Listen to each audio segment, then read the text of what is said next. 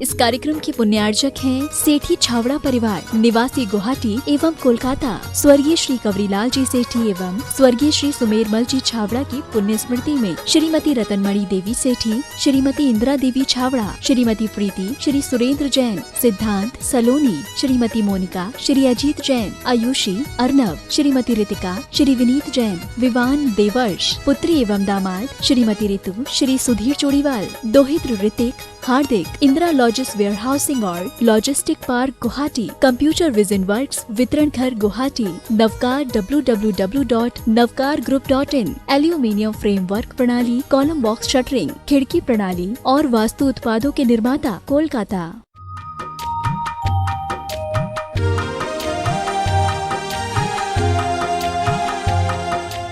यात्रा तो चल ही रही है अनादिकाल से। उस यात्रा को अब तो बस उस यात्रा को विराम देने के लिए ये यात्राएं होती है। शिक्षक ने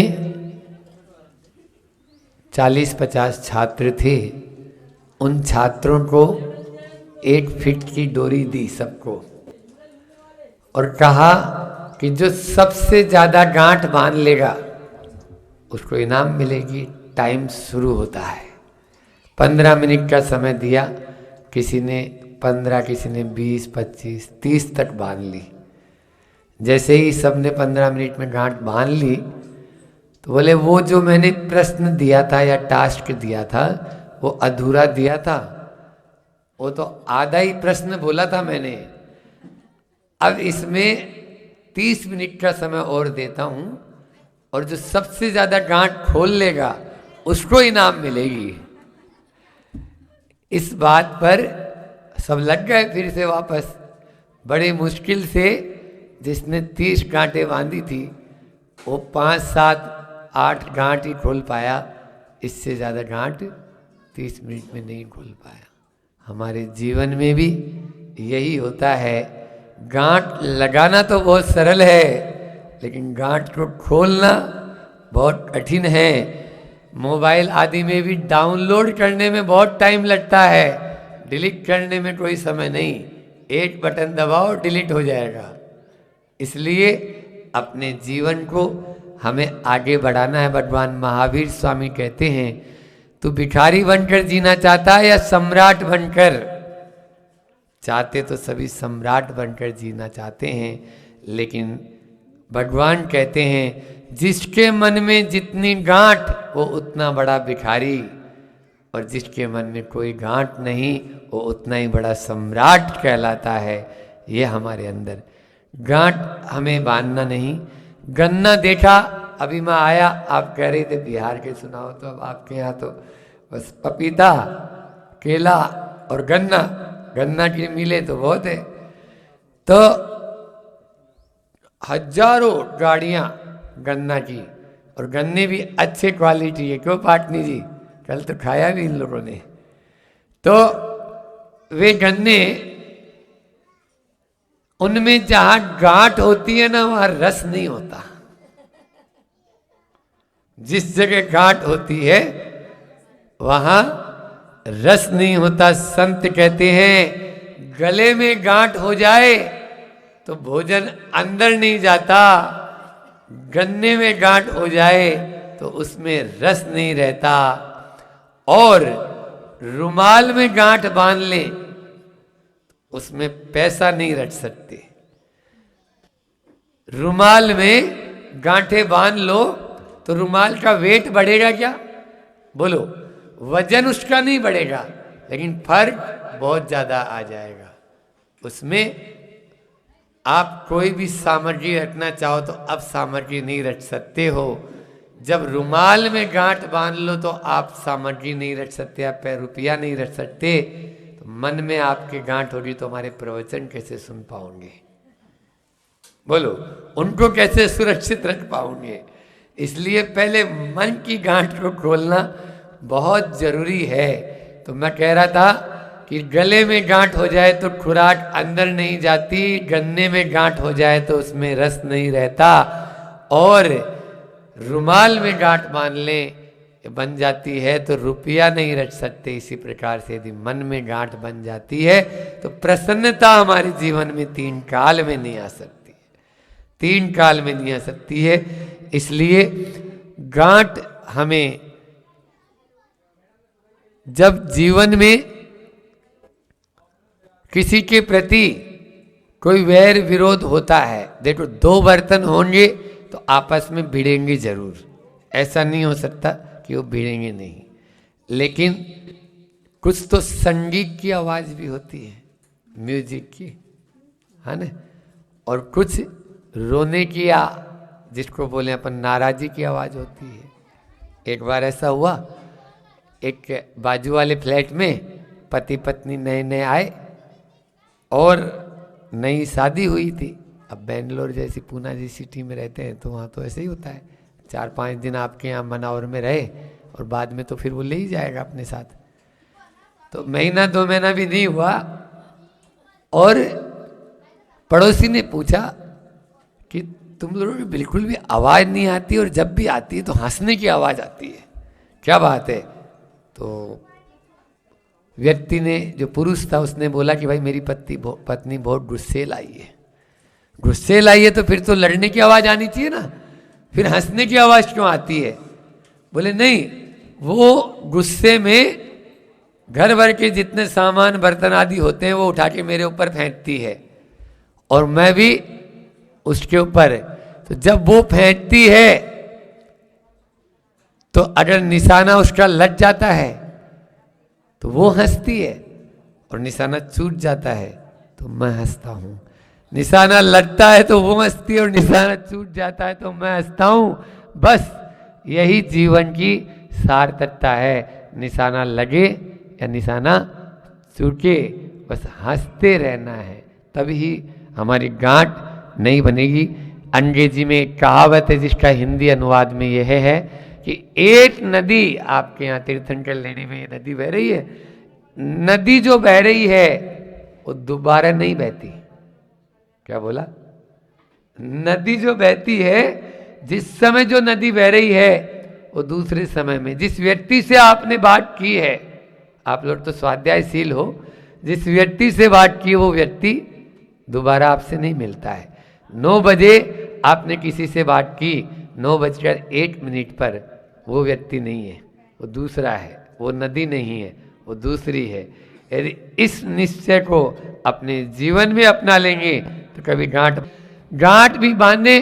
तो मैं तो इतना ही कहूँगा, ये देखो मैं भी अभी इतना दूध से धुलावा नहीं हूँ, संज्वलन तो है ही कसाय।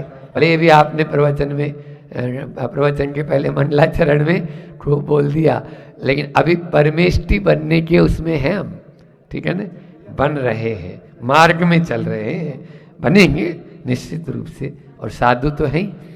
तो उसमें ये आया कि कम से कम 2 फिगर में गांठ नहीं बांध लेंगे। क्या बोला? 2 फिगर में गांठ। हाँ, इसको बंद ही कर देना, नहीं तो ये तो तुम्हारे डायरेक्ट तुम अपना ही ले ले। हाँ, इतने ही लोग हैं। तो 2 फिगर में गांठ नहीं बांधेंगे, मतलब ये है कि अभी तो सैकड़ों में है, फिर दहाई में लाओ और फिर इकाई में ले आओ। एक बाबा जी थे, ठीक है ना, वो बाबा जी बोलते थे मेरे 1 अंक प्रमाण चटाई का नियम है, मतलब 9 चटाई तक वो बिछा सकते थे और ओढ़ सकते थे, 1 अंक प्रमाण है। तो हमने बोला 2 फिगर में गांठ नहीं बांधेंगे, मतलब दहाई तक, 10 तक नहीं, 10, 11, 12, फिर 99 तक दहाई, फिर 100 तक, फिर सैकड़ा। अब आप देख लो कौन कौन सी कितनी कितनी गांठें बांधी हुई है, उन गांठों को खोल दो, बस कम से कम इकाई तक तो रखो, बस उसको तो इतनी तो कम हो जाएगी आपकी, तो निश्चित रूप से अपना सफल हो सकता है। प्रवचन सुनने का असर भी तभी पड़ेगा, मन में प्रसन्नता, पवित्रता और प्रेम तभी टिकेगा और आनंद भी तभी आएगा। घर में कोई कचरा रखना पसंद करते हो? बोलो। तो फिर दिल में कचरा रखना पसंद क्यों कर रहे हो? जब घर में आप कचरा रखना पसंद नहीं करते हो, थोड़ी सी देर में ही, बल्कि सुबह से लेकर शाम तक 3 बार या 2 बार तो झाड़ू लगाते ही हो। हाँ, महाराज आने वाले हैं, तुरंत अभी फिर से लगाओ, नहीं तो कटर से बाल उड़ रहा जाओ पता नहीं, वो महाराज लौट नहीं जाए। तो उस समय भी आप तुरंत पहुंचा और साफ सफाई करके, बल्कि महाराज आए चाहे नहीं आए, कोई भी कचरा नहीं रखते हैं। और यहां तक है कि आप लोग दूसरा कोई कचरा डाल दे घर के बाहर तो भी आप साफ करते हो नहीं करते हो? कचरे को तो साफ कर दोगे, लेकिन दूसरा कोई बात बोल देगा तो उसको साफ नहीं कर पाते हैं। इसको भी हमें ध्यान रखना है, तभी हम अपनी इस गांठ को ढीली कर सकते हैं। जैसे जिस कंपनी में लॉस होता है उस कंपनी में कभी इन्वेस्टमेंट नहीं करते, कभी नहीं करते कि भैया ये तो घाटे वाली कंपनी है। फिर जिस कंपनी में हमें वैर, विरोध, घमंड, ईर्ष्या आदि के माध्यम से हमारे अंदर की प्रसन्नता, आनंद और प्रेम खंडित हो जाए, तो फिर पवित्रता खंडित हो जाए, उस कंपनी में इन्वेस्टमेंट क्यों कर रहे हैं? ये हमारे ऊपर निर्भर है कि हम किस कंपनी में इन्वेस्ट कर रहे हैं। 4 बार कोई गलती करे तो भी उसको क्षमा ही किया जाता है। संपत्ति का दान दें या नहीं दें, क्षमा का दान अवश्य दें। शास्त्रों में आता है, खम्मामि सब जीवाणाम, अभी बैठ के अपन लोग प्रतिक्रमण करेंगे, है ना। मेत्ती में सब भूतेषु वैरम मज्जमन केणवी, लेकिन फिर भी वो गांठ ढीली नहीं होती है। मैंने तो अभी पहले अंजड़ में भी एक दिन कहा था कि जिस रस्सी में या जिस सूत में या जिस धागे में जितनी जितनी गांठें बांधते जाएंगे वो धागा उतना उतना ही छोटा होता चला जाएगा। एक सुई जो सिलने का काम करती है ना, अच्छे अच्छे फटेवों को सिल देती है, लेकिन तब जब धागे के मुंह पर गांठ ना हो, है ना। वो धागा भी उसमें तब प्रवेश करता है जब उसमें गांठ नहीं हो। आप लोग और उसको मीड मीड के ऐसे ऐसे पतला करते, और फिर उसमें पहले परीक्षा होती थी जब बहू वगैरह देखते थे पापड़ सिखाने की, सुई में धागा, आँख क्या ठीक है नहीं है, ये पता चले कि आँख दिखे ही उन्हें। अब ऐसे तो पूछ नहीं सकते ना, तो ये सब एग्जाम, लेकिन आजकल सब बंद है, अब कुछ नहीं। जीवन की व्यवस्थाएं राइट और रॉन्ग से नहीं, गुड और बैड से चलती है। सही और गलत से आप जीवन की व्यवस्थाओं को नहीं चला सकते, लेकिन गुड और बैड, अच्छा और बुरा क्या है। क्रोध करना कदापि अच्छा हो सकता है, लेकिन गुड नहीं है। समझ आया? हाँ, राइट हो सकता है लेकिन गुड नहीं है, क्योंकि जहां पर जैसे गुरु हैं, अब मान लीजिए क्या है, तुम्हें 3 बार समझा दिया फिर भी समझ में नहीं आ रही, भर्त्सना कर सकते हैं, डांट सकते हैं।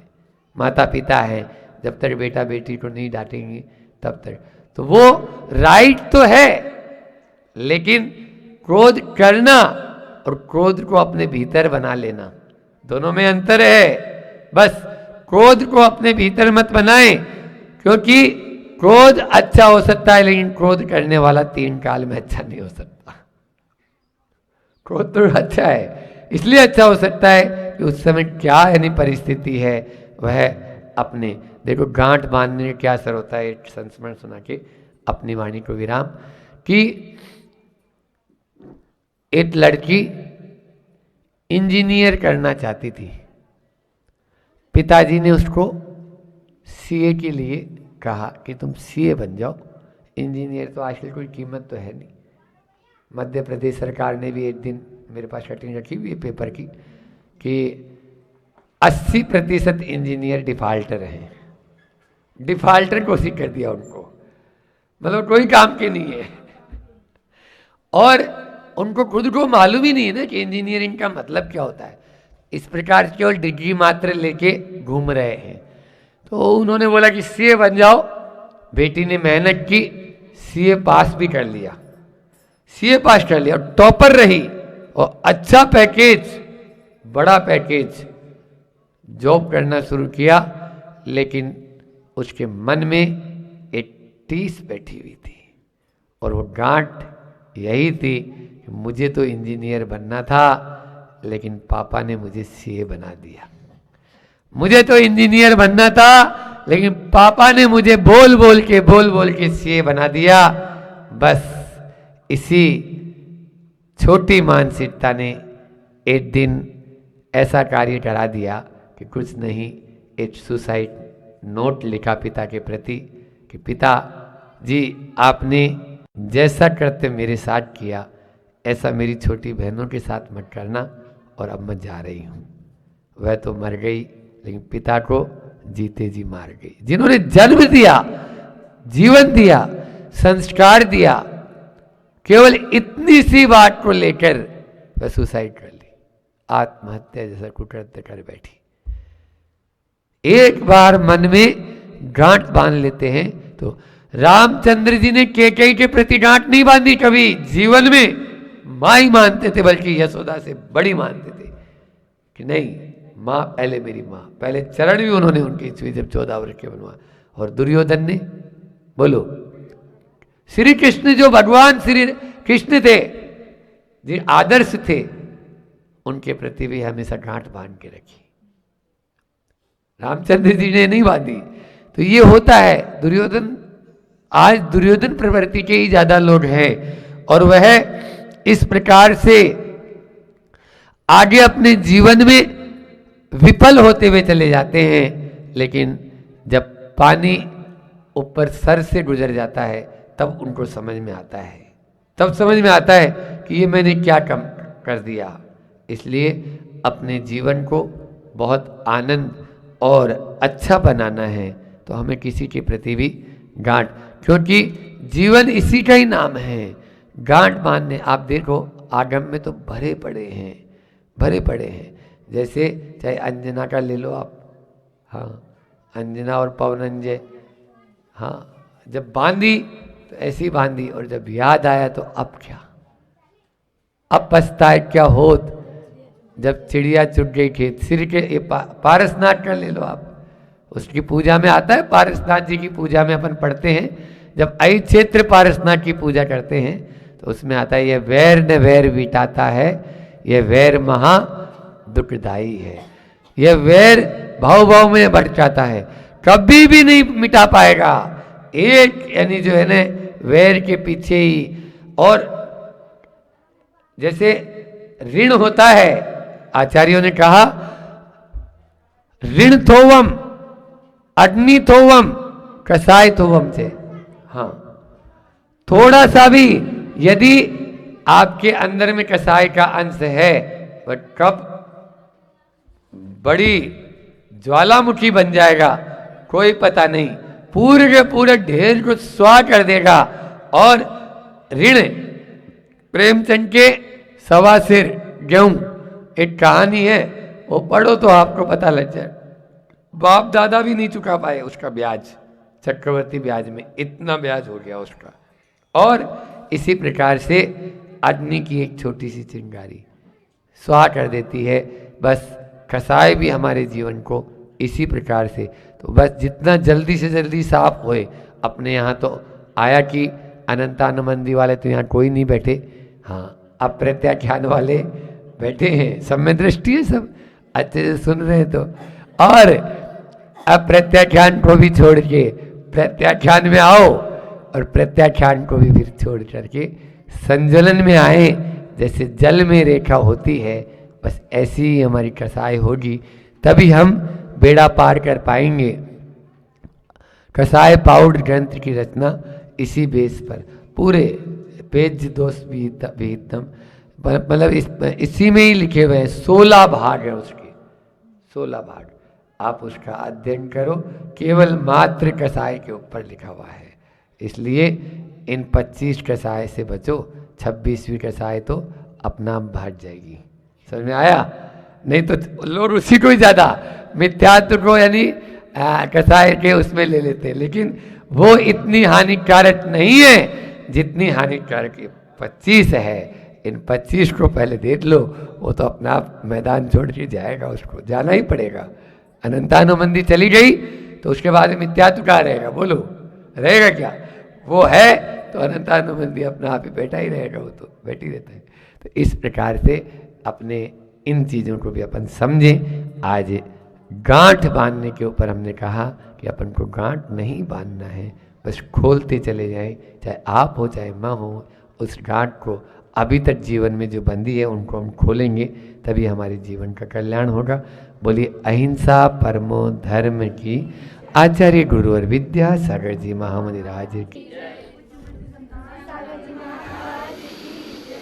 एक बार एक भक्त भगवान की भक्ति कर रहा था, और जब भक्ति में शक्ति होती है और भक्ति में आस्था होती है और भक्ति में जब अंतरंग से परिणामों में निर्मलता होती है तो निश्चित तौर से उस भक्त की जो भक्ति है वो चमत्कार करती ही है, करेगी ही भक्ति वो चमत्कार।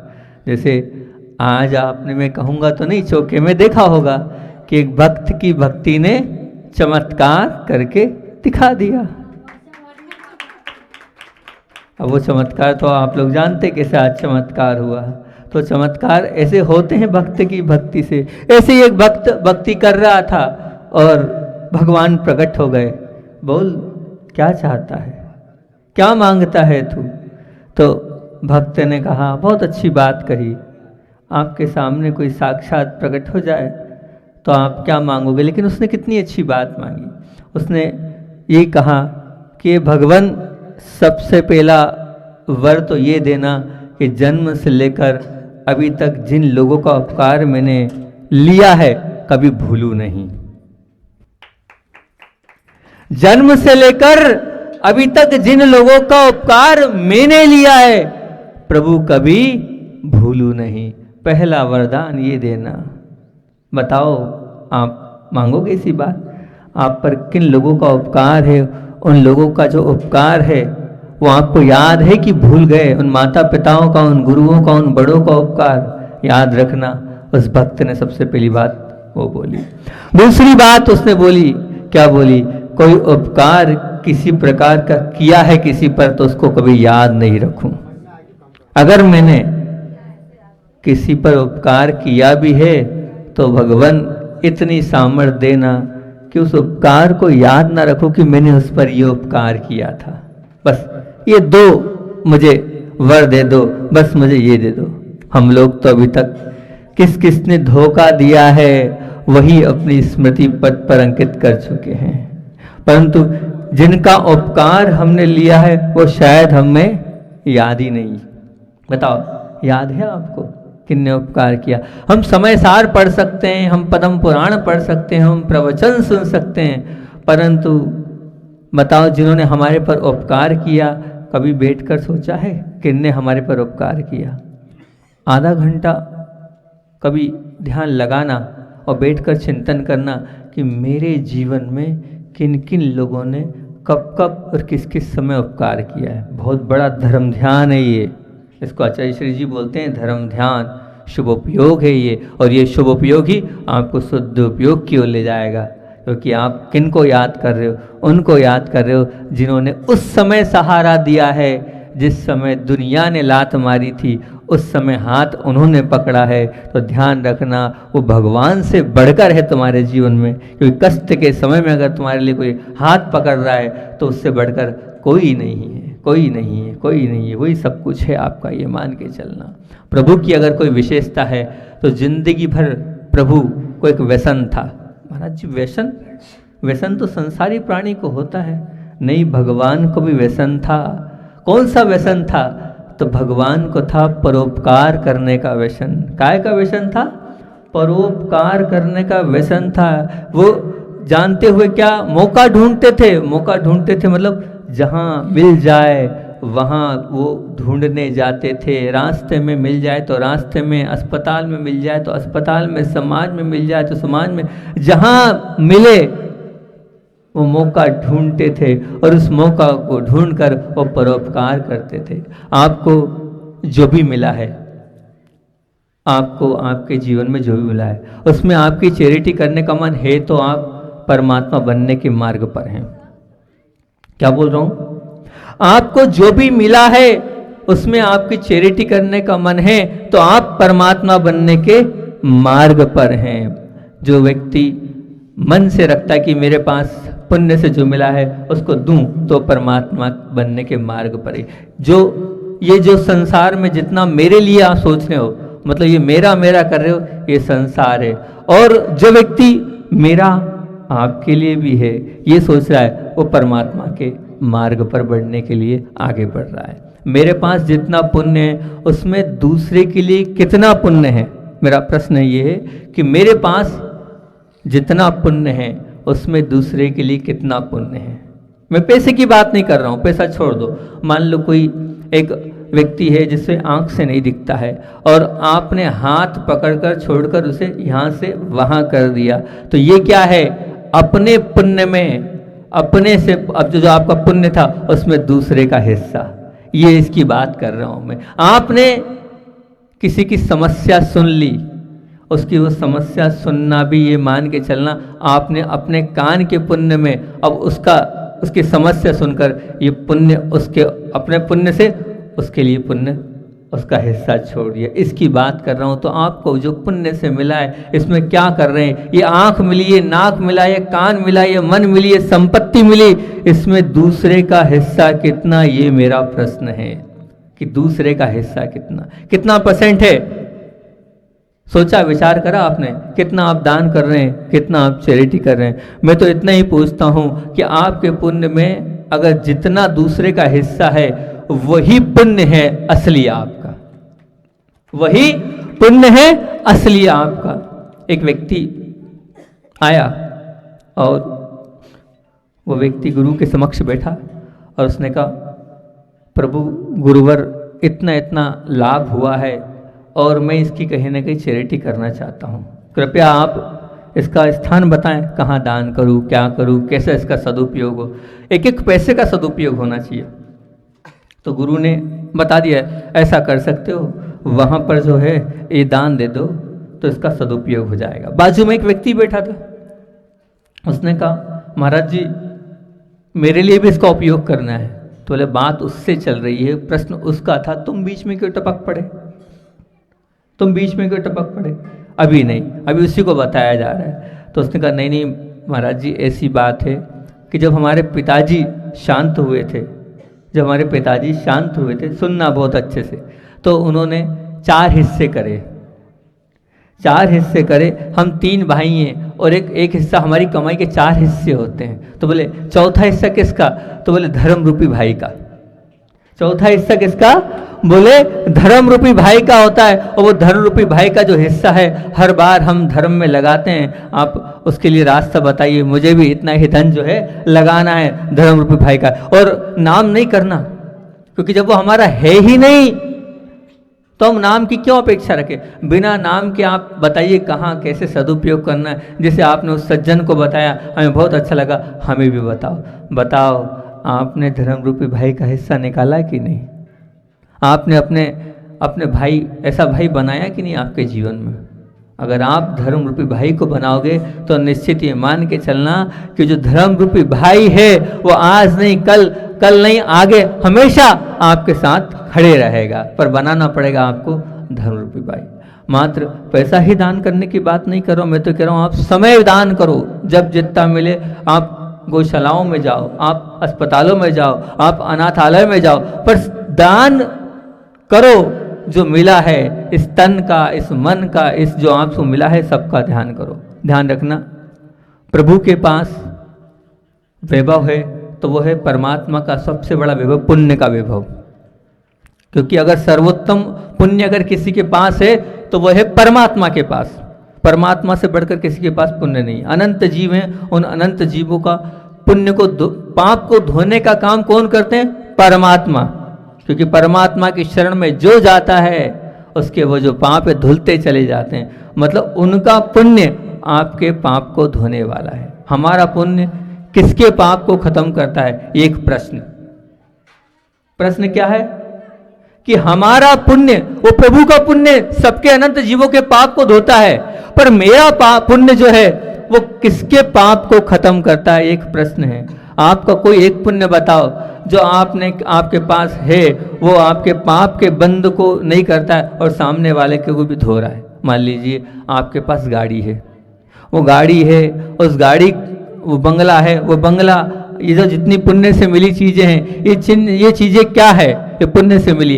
इस पुण्य में दूसरे का हिस्सा कितना, दूसरा उस पुण्य को कितना ले रहा है, उसके पाप कितने धुल रहे हैं आपके पुण्य से। विचार करना, मेरा पुण्य तो पाप का बंद कारण तो नहीं है, कहीं ऐसा तो नहीं है। बताओ, आपकी आंख से वही देखते हो जो पाप करने वाला ना हो, आपके कान से वही सुनते हो जो पाप करने वाला ना हो, आपके मन से वही आप चिंतन करते हो जो पाप करने वाला नहीं हो, आप इसी प्रकार से स्पर्श करते हो कि जो पाप करने वाला नहीं। ये सब पुण्य से मिला है, ये सब चीजें आपको पुण्य से मिली है। तो पुण्य से मिली चीज से कितना पुण्य इकट्ठा कर रहे हो आप। परमात्मा का जो पुण्य वो विशेष और विशुद्ध पुण्य है, क्योंकि उन्होंने 1% भी उसका दुरुपयोग नहीं किया है। जैसे आप लोग कहते हैं ना कि पैसे से पैसा बनाना चाहिए, विचार क्या होता है, पैसे से पैसा बनता है। तो आपने पुण्य से पुण्य कितना बांधा, आपने पुण्य से पुण्य कितना बांधा, विचार किया। अच्छा, आपको जो मिला है, आपको क्यों मिला, इस पर विचार सोचा आपने कि ये क्यों मिला है, आपको ये आंख क्यों मिली, आपको ये आंख क्यों मिली। बहुत सारे ऐसे जीव हैं जो हजारों लाखों जिनके पास आंखें नहीं है, वो देख नहीं पाते, लेकिन आपको आंख मिली हैगी, क्यों मिली, विचार करो आप। अब आप कहते हैं पुण्य से मिला है, जो चीज़ पुण्य से मिली है उसे अगर आप पाप में लगा रहे हो, तो एक श्याम लाल से आपने पैसा उधार लिया तो क्या रामलाल को दोगे? श्याम लाल से पैसा उधार मिला तो क्या रामलाल को दोगे? नहीं महाराज जी, कैसी बात करी, श्याम लाल से लिया है तो श्याम लाल को ही देना पड़ेगा। तो पुण्य से मिला, उससे पुण्य क्यों नहीं हो रहा है? अब पुण्य से मिली चीज से पाप क्यों कर रहे हो? ये आंख पुण्य से मिली है, इससे पाप क्यों कर रहे हो? ये कान पुण्य से मिले, इसे आप पाप में क्यों लगा रहे हो? आप निंदा सुनकर, बुरी बातें सुनकर पाप में लगा रहे हो, पुण्य की चीज को पाप में लगा रहे हो। सीधा सा लॉजिक है, जिससे मिली उसको देना चाहिए। जब गाड़ी बैंक से लिए और बैंक में हमें लोन की किस्त भरना पड़ेगी, चुकाना पड़ेगी, तो फिर ऐसा क्यों कर रहे हो कि पुण्य से मिली चीज को आप पाप में लगा रहे हो? इस घर में लगा दिए पूरे छोटे छोटे 9 इंच वाले भगवान। तो ऐसी करुणा थी आचार्य श्री जी की, आप दर्शन मत छोड़ो, और आप छोड़ रहे हो दर्शन। एक बात ध्यान रखना, बहुत अच्छी बात बोल रहा हूँ, प्रभु से ये प्रार्थना करना, संपत्ति मिली है तो दान करना, संपत्ति मिली है तो दान करना, रूप मिला है तो चारित्र के साथ में हो। ये रूप मिला है तो क्या हो? चारित्र साथ में हो। और शरीर मिला है तो तप करने के परिणाम हमेशा रहे। शरीर मिला है तो तप करने के परिणाम हमेशा मिले, और मन मिला है तो हमेशा शुभ भाव रहे। मन मिला है, ये सब पुण्य से मिला है आपको। संपत्ति पुण्य से मिली है, दान में लगाओ। रूप अगर आपको पुण्य से मिला है, चारित्र निर्मल रखो, पवित्र रखो। शरीर मिला है तो इससे तप करो, वही सच्चा परिणाम है। और मन मिला है तो इससे शुभ भाव करो, तो ही उसका सब कुछ, आप उस पुण्य का वैभव जीत पाओगे। प्रभु का सबसे बड़ा अगर वैभव है, और सबसे बड़ा पुण्य ही उनका वैभव है। दूसरा वैभव है प्रभु का, परमात्मा का गुण। क्योंकि परमात्मा का दूसरा भाव इसलिए बोल रहा हूं कि इस पूरी सृष्टि में अगर गुणों की संपदा, गुणों की खान कोई है तो वो है परमात्मा। परमात्मा से बढ़कर जो गुण है वो किसी के पास नहीं। भगवान क्या है मैं ये नहीं पूछ रहा हूं, पर भगवान जो है, मैंने क्या प्राप्त किया उन भगवान से, मैं ये पूछ रहा हूं। भगवान तो क्या है ये नहीं, पर भगवान से आपने क्या प्राप्त किया। मान लीजिए आप बोलो कि फलाने चल जी, वो मुकेश अंबानी भारत का जो सबसे बड़ा व्यक्ति है, मैं उसको जानता हूँ। अच्छा 25 साल से जानता हूँ। अरे जान तो रहे हो, वो तो कहाँ से कहाँ पहुँच गया, और आप वहीं के वहीं हो। और जानने से कोई मतलब नहीं, आप भले 50 साल से जान रहे हो, पूजन आप भले कुछ भी कर रहे हो, आप भी भगवान को 50 साल से पूज रहे हो, 60 साल से पूज रहे हो, 70 साल से पूज रहे हो। आपकी यात्रा कहाँ तक पहुँची? पूजने से क्या होगा? पर पूजने के बाद आपके जीवन में क्या आया, उनके गुणों को आपने कितना प्राप्त किया, उनके गुण के वैभव को आपने कितना लिया, ये महत्वपूर्ण बात है। ये बहुत ज़्यादा महत्वपूर्ण बात है। अगर उनके गुणों से आपने कुछ किया होगा, प्राप्त किया होगा, तो हम मानेंगे कि हाँ आपने बहुत कुछ प्राप्त कर लिया। मान लीजिए ऐसे गुण कि हमारे अंदर वो दया के भाव, वो करुणा के भाव, वो दान के भाव हो। आपके पास गाड़ी है, आप आए नंदुरबार से, है ना। आप नंदुरबार से यहाँ तक आए, आप दुर्ग से यहाँ तक आए, और भी जगह जगह से आए, वो गाड़ी में आप घोषणा कर दो कि भैया हम जा रहे हैं और सबको चलना है, तो वो जो गाड़ी है वो उपकरण बन जाएगी। क्या बन जाएगी? उपकरण बन जाएगी। वो आपकी संपत्ति नहीं कहलाएगी, वो उपकरण बन जाएगी। जितने लोगों को आप लाते जाओगे और बिठाकर दर्शन कराते जाओगे, उतना आपका पुण्य लगता चला जाएगा। वो उपकरण बने तो ही बहुत अच्छी बात है। वो करुणा आपके अंदर होना चाहिए।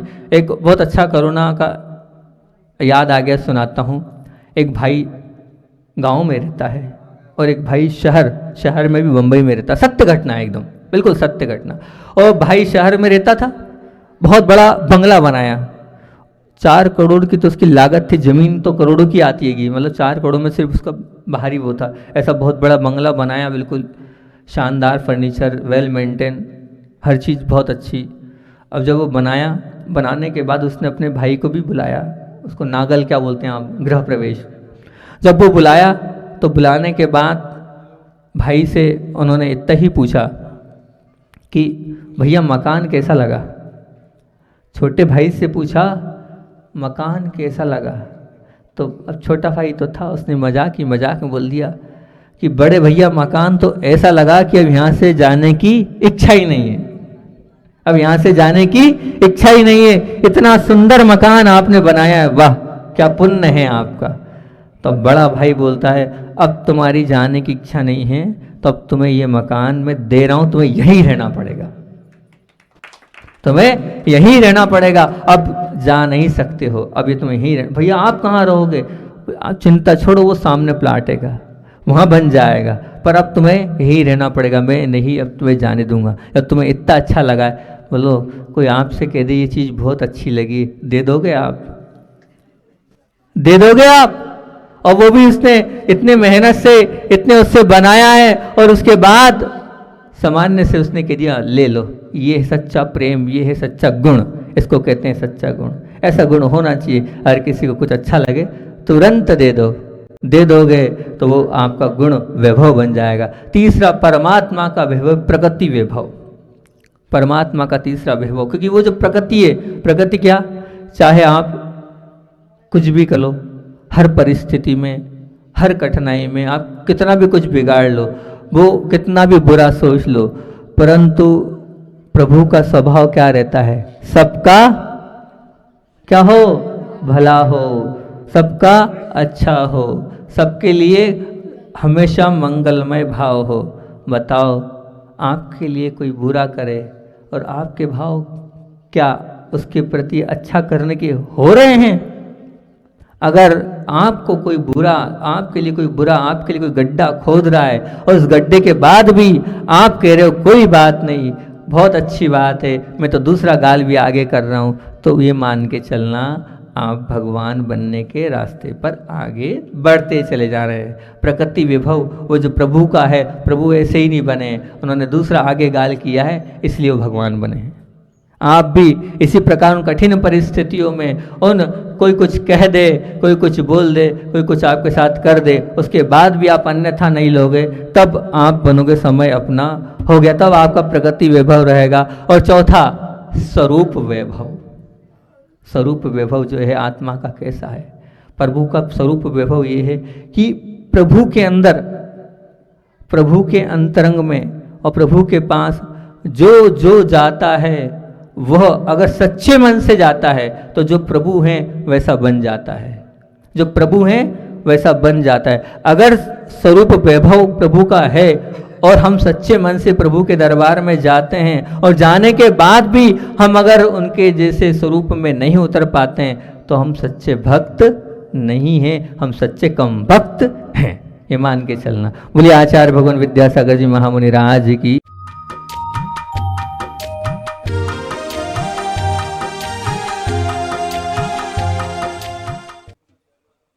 16 कारण भावना में दर्शन विशुद्धि भावना होना अनिवार्य है, अन्यथा बाकी 15 हुए तो कोई काम की नहीं। इसी प्रकार से संसार में सारे गुण हों लेकिन विवेक न हो तो कोई काम का नहीं। विवेक के बिना कुछ भी कार्य संपन्न नहीं हो सकता। श्रावक के 6 कर्तव्य होते हैं और 12 व्रत होते हैं, उन सब का पालन वह करता है, लेकिन उसके साथ में भी विवेक होना जरूरी है। दाता के 60 गुणों में श्रद्धा, तुष्टि, भक्ति, क्षमा, अलोभ और सत्य के साथ में विवेक को भी रखा है। लेकिन मैं कहता हूं कि विवेक के अभाव में सब कुछ सूना है, कुछ भी प्रयोजन सिद्ध नहीं है। विवेक होना बहुत जरूरी है। यहां तक बताया गया है कि यस्य नास्ति स्वयं प्रज्ञा शास्त्रम तस्य करोति किम। यस्य नास्ति स्वयं प्रज्ञा शास्त्रम तस्य करोति किम लोचनाभ्याम विहीनतस्य दर्पणम किम करिष्यति। बचपन में पढ़ते थे कि जो अंधा है उसके लिए दर्पण क्या काम का है, कोई काम का नहीं है। उसी प्रकार से हमारा यदि विवेक, यानी जिसका विवेक नष्ट हो चुका है, उसके लिए शास्त्र और गुरु की वाणी भी कोई काम नहीं कर पाती है। विवेकहीना पशु भी समाना। विवेक के अभाव में पशु के समान हो जाते हैं। लेकिन मैं तो कह रहा हूं कि विवेकहीना, अब पशुओं को इतना वो मत करो आप लोग, है ना, क्योंकि पशुओं में तो विवेक बढ़ता चला जा रहा है और मनुष्यों का विवेक घटता चला जा रहा है। आज वर्तमान में हम देख रहे हैं कि देखो किस प्रकार से वो अभी हम आए, एक श्वान यहाँ पर अपनी अल्लड़ मस्ती में, क्या जीवन है, कोई टेंशन नहीं, और यहाँ पर नींद की गोलियां खा खा के सो रहे, इंजेक्शन लगा लगा के काम चला रहे हैं।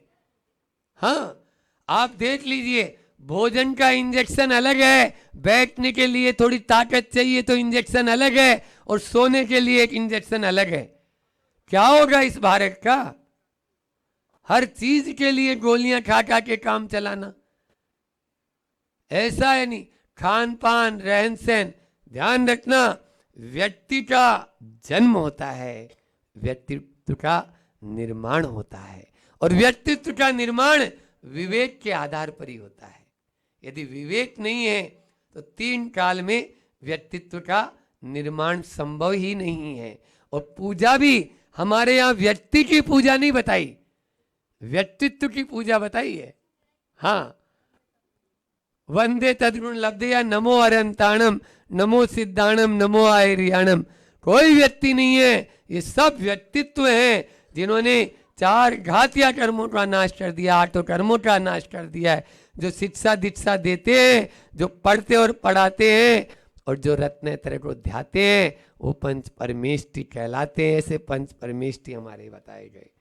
कोई नाम नहीं, संदान सागर कोई नाम नहीं है वहां पर कि साधु का कोई नाम बता दिया है। नमो लोए सब वैसा उणम बताया है। यही हमारी भारतीय संस्कृति रही है। विवेक के अभाव में आप लोगों ने देखा होगा, विवेक के अभाव में आप लोगों ने देखा कि बलशाली होने के बाद में भी उसका बल चूर चूर हो जाता है। और विवेक का सद्भाव होने से एक छोटा सा खरगोश की कहानी याद है? हाँ, उसका भी आता है कि बुद्धिर्यस्य बलम तस्य निर्बुद्धेस्तु कुतो बलम पश्य सिंहो मदोन्मत्त शशकेन निपातित है। शशकेन यानी खरगोश ने उसको, आप लोगों ने दूसरी क्लास में वो कहानी पढ़ी होगी कि बचपन में कि एक बार ऐसा था, जंगल में रोज रोज हिंसा होती थी, शेर किसी को भी पकड़ लेता था। एक दिन सारे के सारे प्राणियों ने मीटिंग बुलाई और आम सभा, ट्रस्टियों की सारी आम सभा में यह प्रस्ताव पारित हुआ। क्या प्रस्ताव पारित हुआ? यह प्रस्ताव पारित हुआ कि अब हमें डरने की और भय से भागने की जरूरत नहीं है। अपन सब चल के शेर से समझौता, एग्रीमेंट, प्रस्ताव, ठहराव, प्रस्ताव रख लेते हैं कि भैया तुम भी देखो कई बार दिनों दिन भूखे रहते हो और तुम्हें मिलता नहीं है, और हम भी डरते रहते हैं। ऐसे में नहीं, हम एक एक प्राणी आपके पास में रोज आ जाया करेंगे। समय के अनुसार आपको भी इधर उधर घूमने की जरूरत नहीं और हमको भी डरने की जरूरत नहीं है। शेर को भी प्रस्ताव अच्छा लगा, बढ़िया ही, ये तो मुझे भी नहीं जाना पड़ेगा, बस सारे प्राणी खुश। अब एक एक प्राणी जाते, बस जिसका नंबर होता उसको तो कष्ट होता ही होता, लेकिन फिर भी सब और बाकी निर्भय रहते और कोई निडर अपने विचरण करते रहते। इस प्रकार से एक दिन एक खरगोश का नंबर था। अब खरगोश का नंबर था तो वो टाइम पे पहुंचा नहीं, क्योंकि विवेक था ना उसमें, जाना ही नहीं है ना समय पे। अब समय पे गया नहीं, बहुत लेट पहुंचा, और बहुत लेट इधर वो अपनी भूख से आकुल व्याकुल हो रहा था कि आज टाइम हो गया फिर भी नहीं आया अभी तक कोई भी, ये क्या है। और प्राणी तो कभी ऐसा नहीं करेंगे, वन के प्राणी भी मेरे से अब राजा से भी झूठ बोलने लगेंगे तो कैसे जाएगा। तो बस वे वन के प्राणी सब कुछ नहीं, इधर जोर की दहाड़ लगाई तो वो तेजी से दौड़ता दौड़ता हाँफता काँपता पहुंचा और थोड़ी दूरी पे ही रुक गया। शेर से प्रणाम किया, बोले क्या बात है, और आया भी तो दूर से देखा तो शेर ने देखा तो मेरे नाश्ते के बराबर नहीं है, इतना छोटा था बिल्कुल, आया भी तो इतना छोटा सा प्राणी आया, ये क्या है, ये तो अच्छा नहीं है, और इतना लेट कैसे आए तुम, आज मेरी भूख बहुत आकुल व्याकुल हो रहा हूं मैं।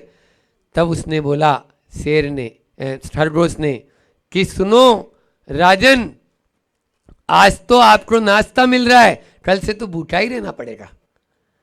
आज तो आपको नाश्ता तो मिल रहा है, कल तो आपको वो भी नहीं मिलेगा। क्या बोलता है, बोले जंगल में एक दूसरा शेर और आ गया है, और वो शेर मुझे पकड़ लिया था, वो तो मैं छोटा सा था ना, तो झाड़ियों में इधर उधर दबक के और उससे नजर चुरा के आ गया हूं, कल से आपके पास कोई आने वाला नहीं है।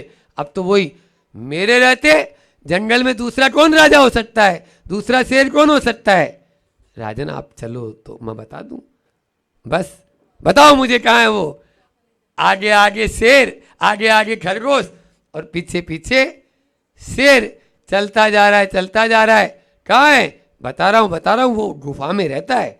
हाँ, तीर्थंकर लेनी की गुफाएं है ना, लेनी का मतलब ही गुफा होता है, ऐसी गुफाएं, तो गुफाओं में रहते हैं, तो आप गुफा में चलो। अच्छा, तो हाँ, अब जैसे ही पहुंचा, एक कुएं के जिसका पार्ट थोड़ा सा छोटा था, उसके ऊपर चढ़ के बोला, देखो वो नीचे की तरफ देखो, वो शेर मुझे पकड़ लिया था, अब आप देख लो। उसने जैसे ही देखा, उसमें देखा, हाँ वाकई में वहाँ तो शेर है, उसमें उसका प्रतिबिंब भी दिखाई दिया। उसने एक दहाड़ लगाई, उधर से भी दहाड़ की आवाज़ और डबल होके आई। अब डबल होके आई तो उसने बोला, देखा जरूर शेर है। उसने आवदकंता उस शेर के ऊपर कूद पड़ा। कहानी तो अपनी जगह है, लेकिन विवेक के माध्यम से किस प्रकार से उस खरगोश ने अपनी और अपने साथियों की हमेशा के लिए जान बचा ली, और विवेक के अभाव में वह शेर बलशाली होकर भी प्राण त्याग देता है। हम भी इसी प्रकार से आए दिन विवेक के अभाव में, क्या है विवेक, कैसे प्रयोग करें विवेक, तो सबसे पहला तो 4 पॉइंट हमने बनाए हैं कि सुख में फूलो मत और दुख में कूलो मत। पहला क्या है, सुख में फूलो मत और दुख में कूलो मत, सबसे बड़ा विवेक। हाँ, शांति आनंद का यही रास्ता है, पाने में हम जो है झूल जाते हैं, झूम जाते हैं, और कोई थोड़ा सा भी दुख आ जाए तो रोना शुरू कर देते हैं। इन दोनों में ही हमारे संत कहते हैं कर्म का तीव्र बंध होगा, उस बंध को आप कभी भी छुटा नहीं पाएंगे। इसलिए संतों का यही कहना है, मेरा या संतों का कहना तो आप मत मानो, विवेक के आधार पर ही आपने श्रद्धा कहो, विवेक कहो, प्रज्ञा कहो, ज्ञान कहो, समझ कहो, पांडित्य कहो, विद्या कहो, और विद्वता मति दिमाग कहो, ये सब एकार्थवाची शब्द हैं, समानार्थवाची शब्द हैं। इसलिए अपने जीवन में उस विवेक का सबसे पहले, उस दिमाग का इस्तेमाल यही इस्तेमाल करो कि हमें ज़्यादा मिल जाए। दूसरा है पाने में अभिमान नहीं और जाने में गिला शिकवा नहीं। यदि पा लिया तो हमें अभिमान नहीं होना चाहिए और चला गया तो गिला शिकवा नहीं। लेकिन हम क्या है, थोड़ा सा भी यदि छोटा सा एक चम्मच भी चली जाए ना अपने चौके की दूसरे के चौके में, तो फिर देखो कैसा है, नहीं झमेला खड़ा कर देते हैं। वो चम्मच वो तो हमारे चौके की, भले ही आपके चौके के 4 बर्तन उनके चौके के 4 बर्तन आपके चौके में हो, लेकिन वो ध्यान नहीं है, अभी तो अपनी चम्मच नजर आ रही है। ये विवेक के अभाव में हो जाता है। विवेक का प्रतिपल हमें इस्तेमाल करना होगा। सोते उठते बैठते खाते पीते विवेक का इस्तेमाल करो। पशु तो ध्यान रख लेता है मुझे क्या खाना और क्या नहीं खाना, लेकिन आज का इंसान ध्यान नहीं रखता कि मुझे क्या खाना और क्या नहीं खाना, कब खाना और कब नहीं खाना। बोलो, आप देख लीजिए, पशु थोड़ा सा भी बीमार होएगा तो सबसे पहले क्या करेगा, और आप क्या करेंगे, डॉक्टर साहब के पास जाएंगे। डॉक्टर साहब 4 रोटी खाते थे, 2 ही रोटी हो गई, कोई इंजेक्शन लगाओ जिससे हम 6 रोटी खाने लगे। बोलो, लेंगे या नहीं लेंगे, या तो चूर्ण लेंगे, हाजमोला सर। इस प्रकार से विवेक, अरे भैया तुम्हें कोई बीमारी हो गई है तो उस बीमारी का इलाज यही है, उपवास या लंडनम परम औषधम कहा है, उसको परम औषधि कहते हैं, इसलिए उस पर आप विश्वास रखें। फिर तीसरा, पहला बताया सुख में फूलो मत, दुख में कूलो मत, और दूसरा बता दिया पाने में अभिमान नहीं और जाने में गिला शिकवा नहीं, और शरीर सदा टिकता नहीं तीसरा, और आत्मा कभी मरता नहीं। क्या बोला, शरीर कभी और आत्मा कभी मरती नहीं या मरता नहीं, आत्मा कभी नहीं मरेगी, आप चिंता नहीं करो। जो भी बिगड़ेगा इस शरीर का ही होना है। खरबूजे पे चाकू गिरो और चाकू पे खरबूजा गिरो, बोलो क्या होना है, खरबूजे का ही नुकसान होना है। और आप लोग खरबूजे से कितना प्रेम करते हो, बोलो। हाँ, बिना खरबूजे काम ही नहीं चलाते, इसलिए अभी गर्मी सर्दी में भी खरबूजे आते। हाँ, आज चौके में दिख रहा था मुझे मोटा सा खरबूजा, तो मैंने बोला नहीं तेरा तो हरी का त्याग है ना, काट ली तू खरबूजा देख रहा है। लेकिन इंदौर वाले आए होंगे तो बोले महाराज जी खरबूजा लेते होंगे, तो इसलिए लेके आ गए। ठीक, अब नया कुछ तो लेके चले। ये भी एक विडंबना है, जो जिस समय जो फल आते हैं, अभी अमरूद इतने आ रहे हैं, केले आ रहे हैं, पपीते आ रहे हैं, चीकू आ रहे, वो नहीं खाएगा, खरबूजा मतीरा खाएगा। ये मतीरा खाने का टाइम है क्या, अभी आम खाएगा। अरे हे भगवान, यही अविवेक है, ठीक है ना। विवेक मंजूषा में दिया है, खाने पीना ही नहीं, रहना चोटा लगाना है तो क्या। अब आचार्य श्री जी के यहाँ देखो, अच्छे अच्छे लोग विवेक से हीन हो जाते हैं, उनको कुछ दिखता ही नहीं है।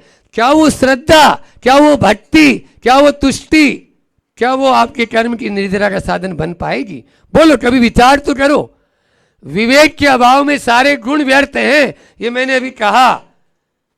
आचार्य श्री जी खुद अपने मुख से कई बार बोले, चौके में घुसो मत, प्रवेश करो। क्या बोला, चौके में घुसो मत, प्रवेश करो। और आप लोग प्रवेश घुसते ही हैं, प्रवेश तो कोई करता ही नहीं है। प्रवेश के लिए एंट्री लेनी, एडमिशन के लिए उसकी अनुमति लेना होता है, लेकिन कोई अनुमति नहीं, सीधा ही चलता है वो तो इस प्रकार बाकी धक्का मुक्की करके कैसे भी अंदर घुस जाएं, ये भी तो ये सब विवेक के अभाव में हो रहा है। इसलिए अपने आप को विवेकशील बनाने का ध्यान रखें। तो मैंने बोला कि सुख में फूलना नहीं है और दुख में कूलना नहीं है, पाने में अभिमान नहीं, जाने में गिलवा शिकवा नहीं, शरीर सदा टिकता नहीं, आत्मा कभी मरता नहीं, और जो पाया है वो तो नष्ट होना ही है, जो पाया है वो नष्ट होना ही है। मेरे चारों पॉइंट अलग हैं, आप देख लीजिए, और मैं बोल आपको विवेक के लिए अलग से रहा हूँ, क्योंकि व्यवहार में विवेक का इस्तेमाल कैसे करेंगे ये भी मैं आपको साथ में बताता जा रहा हूँ। और निश्चय में जब आप अपनी आत्मा के ऊपर केंद्रित होते हैं तो विवेक का क्या इस्तेमाल होने चाहिए ये चारों पॉइंट आपको निश्चय की बात बता रहे हैं कि हम जब अपनी आत्म केंद्रित हो जाते हैं उस समय इसी बात को कितना भी आप काम करते रहो, रेशम दृष्टि जीवड़ा कुटुंब कबीला पाल, भीतर से न्यारा रहे धाई खिलावे बाल। विवेक का इस्तेमाल यही है कि वो सब काम करेगा, पत्नी को पत्नी बोलेगा, माँ को माँ बोलेगा, अपने ही घर में घुसेगा, दूसरे के घर में नहीं घुसेगा, लेकिन फिर भी उसका विवेक यही कहेगा कि ये घर मेरा नहीं, ये घर मेरा नहीं और मैं इस घर का नहीं। ये जो उसके मन में दृढ़ विश्वास होगा तभी वो इन चारों बातों को ध्यान रख सकता है, अन्यथा वो रख ही नहीं पाएगा।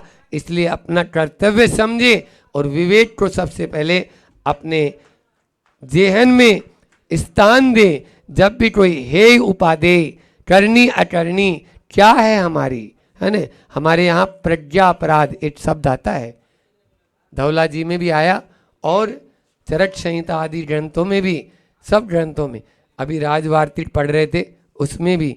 तो प्रज्ञा अपराध, आज हर व्यक्ति उसके पास प्रज्ञा तो है, ऐसा नहीं कि आप लोग मूर्ख हैं, मूर्ख नहीं है, बहुत अच्छे हैं, लेकिन उस बुद्धि का दुरुपयोग कर रहे हैं, बुद्धि का गलत उपयोग कर रहे हैं, मिसयूज कर रहे हैं। छोटे से बच्चे को भी 1 किलो चीनी लाने के लिए बोलेंगे तो बोलेगा भैया 900 ग्राम दे देना, एक चॉकलेट साथ में देना। बिल्कुल ये है उसकी प्रज्ञा, क्योंकि देख लिया ना उसने टेलीविजन में, बिल्कुल टेलीविजन मोबाइल में वो इतने सीख जाता है। अभी कल मैंने बोला था विद्यालय में 2-3 दिन पहले ही कि 2.5 साल की उम्र में वह 25,000 बलात्कार के उसके अंदर चित्र देख चुका है। 2.5 साल की उम्र अभी हुई है उसकी, उसमें 25,000 चित्र रेप के केस चित्र उसमें देख चुका है और 2.5 लाख उसने उसमें जो है मौतों की या ये जो होती है वारदातें, ऐसे चित्र वो 2.5 लाख देख चुका है। इसलिए अपने आप को इनसे बचाएं, तभी विवेक के स्तर से जब व्यक्ति गिर जाता है, क्योंकि भावना तो पाषाण को भगवान बना देती है, लेकिन विवेक के स्तर से गिरने के बाद इंसान इंसानियत नहीं रख पाता और वो हैवान बन जाता है, हैवान बन जाता है, वो अपनी इंसानियत को खो देता है। उस समय वो भाई को यही नहीं देख रहा है कि ये भी एक है। आज इंसानों को गाजर मूली की तरह इस्तेमाल करने लगे, जीवों को गाजर मूली की तरह खाने पीने लगे हैं। क्या ये हमारा विवेक है? बोलो। कोरोना ने अभी थोड़ा बहुत सिखाया था, लेकिन फिर से वापस वही स्थिति इंदौर वालों की चालू हो गई जीरामन के चक्कर में। हाँ, फास्ट फूड बंद हो गया था, लेकिन वही 56 दुकान। चलो ये कोई बताओ, अभी 1 साल तक सब बंद था पिछले, लेकिन अब वापस से चालू होता चला जा रहा है। इससे बचो, बचेंगे तभी आप अपने विवेक का इस्तेमाल कर पाएंगे, अन्यथा आगे नहीं बढ़ पाएंगे। अपने कर्तव्य को समझें, करनी अकरनी को समझें, तभी इस विवेक से हमारा कल्याण हो सकता है। इस जड़ नश्वर शरीर का तो अंत होना ही है, लेकिन इस नश्वर शरीर के साथ उस अविनश्वर तत्व को पहचाने जो हमारे भीतर में है, उस आत्म तत्व को पहचाने जो हमारे भीतर में विराजमान है, उस अप्पा सुपरमप्पा, उस आत्मा को पहचान कर ही हम अपने उस विवेक के माध्यम से परमात्मा बन सकते हैं, अन्यथा और कोई भी रास्ता अपने पास में नहीं है। इतना ही रखते हैं। बोलिए अहिंसा परमो धर्म की। आचार्य गुरुवर विद्यासागर जी। इस कार्यक्रम के पुण्यार्जक थे सेठी छावड़ा परिवार, निवासी गुवाहाटी एवं कोलकाता। स्वर्गीय श्री कवरीलाल जी सेठी एवं स्वर्गीय श्री सुमेरमल जी छावड़ा की पुण्य स्मृति में श्रीमती रतनमणि देवी सेठी, श्रीमती इंदिरा देवी छावड़ा, श्रीमती प्रीति, श्री सुरेंद्र जैन, सिद्धांत सलोनी, श्रीमती मोनिका, श्री अजीत जैन, आयुषी, अर्नव, श्रीमती रितिका, श्री विनीत जैन, विवान देवर्ष, पुत्री एवं दामाद श्रीमती ऋतु, श्री सुधीर चोड़ीवाल, दोहित्र ऋतिक, हार्दिक। इंदिरा लॉजिस्ट वेयर हाउसिंग और logistic park Guwahati, computer vision works, वितरण घर Guwahati, Navkar www.navkargroup.in, aluminium framework प्रणाली, कॉलम बॉक्स शटरिंग, खिड़की प्रणाली और वास्तु उत्पादों के निर्माता, कोलकाता।